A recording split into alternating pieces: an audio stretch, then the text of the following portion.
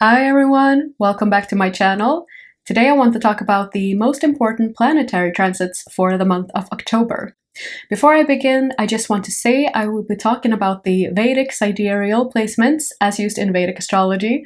And if you're new to this channel, hi! I'm RoseAnna. I'm a Vedic astrologer talking about planetary transits and new and full moon updates. So if you're interested in that, you can subscribe below. So last month was a month of retrogrades and reflection and introspection. And this month will bring a focus on the nodes, especially the south node Ketu. And this month we will also have the beginning of the eclipse season that will take place this fall. So there will be a lot of focus on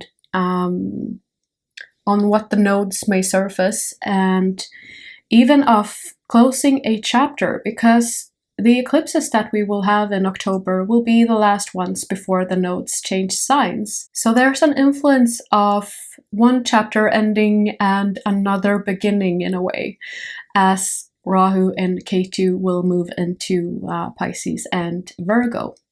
But that will happen in November. But the eclipses will be in this month. And the eclipses has this quality of bringing pivotal events and unexpected events and bringing things to the surface that needs to be looked at. But I will make specific videos on the eclipses as they approach. Another important transit this month is that Mars will be combust during the entire month. And actually Mars moved into its state of combustion already in September, but so it is already within close proximity to the sun, and then it will remain combust all the way until January. So this is quite a while. And when Mars moves into combustion, as with any planet moving into combustion, it means that it will be transiting close to the sun. And in Mars' case, it actually means it will pass behind the sun, and from our point of view. But this means that Mars will take on, or rather be overpowered by the energy and the influence and the dominance, let's say, of the sun. And in the case of Mars and the sun, this is also interesting because it adds fire to fire, let's say, because Mars and sun both are fiery influences and fiery planets.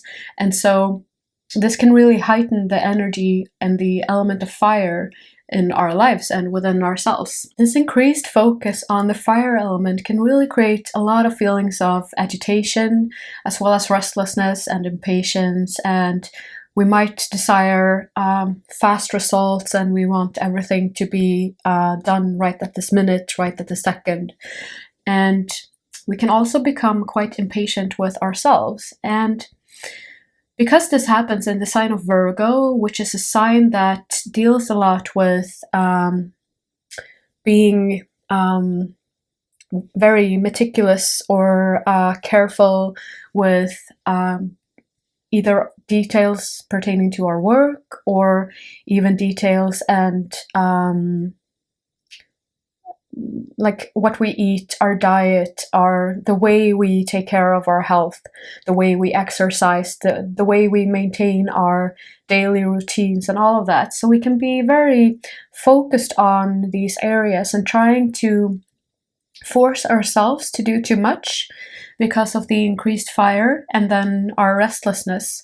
And so it's very important during this time to remember that everything happens in its own pace, its own time, that we also need to try consciously to be a little bit gentle with ourselves. But in general, I would say that this transit is very good for either creating new routines or channeling that inner fire toward creating beneficial health routines. Let's say, for example, meditation, or following a specific yoga practice, or creating new or beneficial routines and really sticking to those routines, that things that we do every day to take care of ourselves and to take care of and replenish our energy. Because with this very fiery conjunction and fiery transit, let's say, there can be a lot of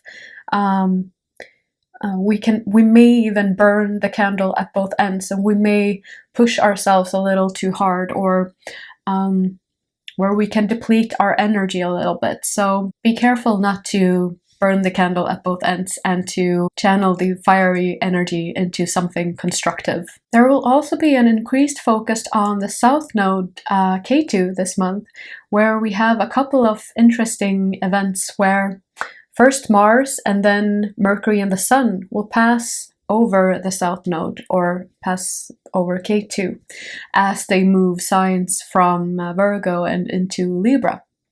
So all of them will be eclipsed by Ketu on their way into the sign of Libra. And Mars is the first in the line of planets that will conjoin Ketu, and this will happen on October 3rd, when Mars moves into Libra. And so Mars will be both combust and conjoining Ketu at the same time. So there's an increased level of intensity on the planet Mars here. So there will be quite an intense focus on the fiery element here at this time. Ketu is oftentimes described as the eye of the needle, in the sense that it represents our inability to take anything of this world with us into the next life. And so Ketu is also in this manner, I would say the most, or it's often described as the most spiritual influence out of all of the planets. And it is because it has this quality of denying us worldly things in order to pursue the mere essence of things, only the core. Anything else is superfluous or deemed unimportant, let's say.